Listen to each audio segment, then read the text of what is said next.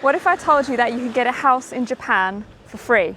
All across Japan, especially in the countryside, there are millions of abandoned homes. Some of them have been inherited by families who've walked away, while others have been taken over by local governments who are trying to revive dying towns. I'm in Wakayama, where 20% of the houses are currently vacant, one of the highest percentages in all of Japan. So what's the real story behind these free houses? Is it as easy as signing some papers and getting the keys? Let's take a closer look at Japan's Akiya phenomenon and what it really takes to claim one of these homes. In this video, I'm breaking down 3 things you need to know about Japan's so-called free houses. First, how to actually find them, including websites and where to look. Second, the downsides, because there are a few red flags that you need to watch for.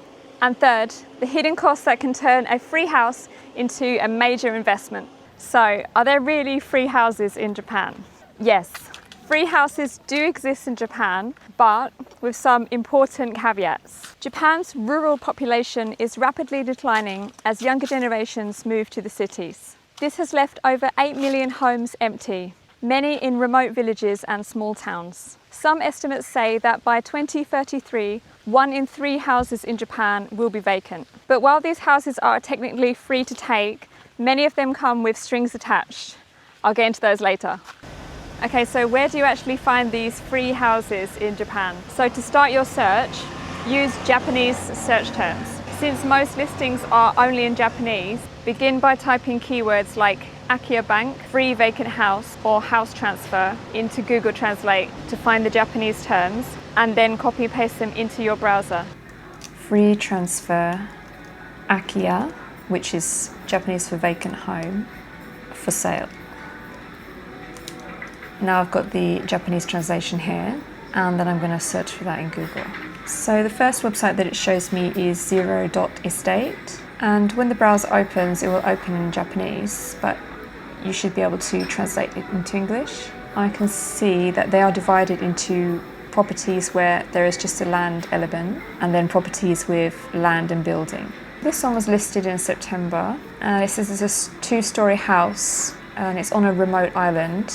And because it's only been vacant for 6 months, it's not in as bad condition as some of the properties that I've seen. You can see that it's outdated and it probably hasn't been replaced since it was built, but it does have views of the ocean. And yeah, this is where it is a 0 yen property, so it's a free transfer, and that's the asking price. I can see where it is in relation to the rest of Japan, and of course, when you search, you'll have a area in mind that you want to move to in Japan. So this is Kushiro City, Hokkaido, 3 minutes by car from JR. Yeah, this property was my parents' home. It's been vacant since last year, so that also hasn't been vacant for that long. Yeah, you can see it's not as bad as some of the properties. It might be a little bit outdated.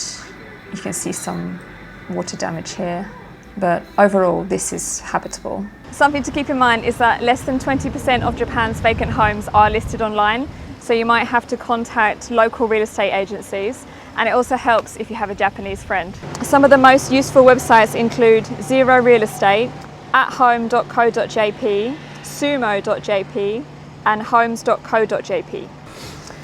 It's 9 o'clock in the morning, and I had an appointment to see this house over here. It's an abandoned house that was built in 1965, and it's 1 million yen, which is $6,800. It's really near to the Chidoribashi bridge station, so 0.3 miles. It's like a 5-minute walk. So it's a pretty good location, and it's on this quiet street. Usually these Akiyas that I imagined were like outside in the rural areas, but this one's actually right in the city, so you're near Osaka. You can go to Namba Station from there quite quickly, at 15 minutes. But yeah, I booked an appointment online last night and nobody showed up because the appointment was supposed to be from 9 till 9:30 and there's nobody here yet. And it says it's got 2 bedrooms, 1 living room, 1 dining room and 1 kitchen, and some rooms with tatami mats. So it's this one here, where that green one is, the one in front, so it's quite a small one. Now I'm just taking a closer look at the property which I wanted to see in Chidoribashi.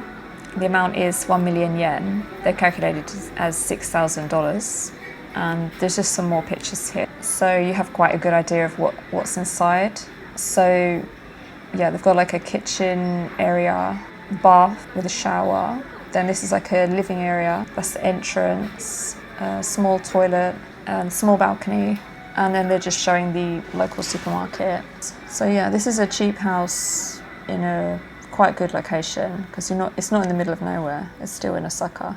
So that property is not a freehold, so it's got a monthly land rent, and the monthly land rent is 18,000 yen, which is around £90 or $100 roughly. Yeah, there's quite a lot of neighbours here, so it's not like in the middle of nowhere. And I really wanted to see it, so I'll wait like another 10 minutes and see if anyone shows up. Okay, I waited 10 minutes and no one showed up. It's a pity because this is a really nice, quiet neighbourhood.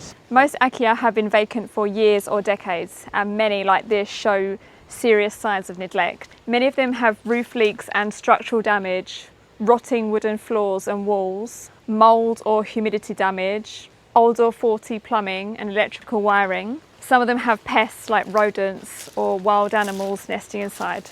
Therefore, renovating these homes is almost always necessary, and sometimes the repairs are so extensive that it might be cheaper to tear down the house and build new. So, for example, if you got a house like this, obviously renovation would be absolutely necessary. And sometimes the repairs are so extensive that it might be cheaper just to tear down the house and build it new. A lot of people said that about the house that I bought in Bulgaria. But just like Bulgaria, in Japan, building is expensive and subject to local regulations. And there are also some strings attached with these free houses. So some of them require that you live in the house for a minimum number of years. And this is often 5 to 10 years, which is obviously not ideal if you're thinking of making this a vacation home. And they also might require you to complete the renovations within 1 to 3 years after taking ownership, which is pretty quick. You might also have to participate in community events, such as festivals, neighbourhood meetings, or helping elderly residents. So this community involvement could be a plus if you truly want to integrate, but if you value your personal freedom or you're just not into that kind of thing, it might be something that you just wouldn't want to do. So when it comes to these free houses in Japan, there are a lot of hidden costs that you might come across. So here is a breakdown of what you'll really pay. So the renovation costs, so depending on the house condition, you can expect to spend anywhere from 1 million to 5 million yen, which is 9,000 to 45,000 US dollars. And this can include roof replacement, insulation, electrical rewiring. Then there's gift tax. So when receiving a property as a gift in Japan, you may have to pay gift tax on that property. And this is calculated based on the official assessed value of the property. This can range between 10 and 55%, but the average is around 30%. So even if the house is free, the tax bill can be substantial. So what I'm going to do now is calculate the gift tax for the 0-yen properties that I found on this website, zero.estate. They have the fixed asset tax assessment. So they have the land and the building, and you add those together to get the fair value. The fixed asset tax, so we've got the land component plus the building component, roughly 4 million yen. But there is a basic exemption of 1.1 million yen for gift tax. So everyone has that every year. So I'm going to deduct 1.1 million yen. So minus just over 3 million yen. This is the general gift property, general tax rate. And this is from the National Tax Authority of Japan. As it's 4 million or yet less, the tax rate is 20%. And then there is a deduction that you do afterwards, which will be 250,000 yen. To get the tax rate, I will times that by 20%. So that's the amount, and then I deduct 250,000 yen. This is the amount of gift tax that I will pay on this property. Okay, so I've just calculated the gift tax for the Himeji property using the same calculation, and this is the gift tax that I get. So 335,000 yen, which is $2,200 roughly. As a new owner, you'll have to pay annual property taxes based on the land and building values. Next, you have legal fees, so you need to pay a lawyer to do the transfer, which should cost you around a few $100s. There's also agent fees, so if a real estate agent helps you, you can expect commissions ranging from 50,000 to 200,000 yen or even more. So believe it or not, Japan isn't alone in offering these zero or near zero homes to attract residents to declining areas. Italy and Spain have their own versions which are worth knowing about if you're considering moving abroad. So Italy has their famous €1 homes. So these projects have grabbed global headlines since around 2018. They're prominent in regions like Sicily and Sardinia, where they sell historic homes for a symbolic price of €1 to attract new residents. So this small 3-story house is available for just €1. Interested parties can submit a renovation plan and they must complete work within 3 years. And it says it's not habitable.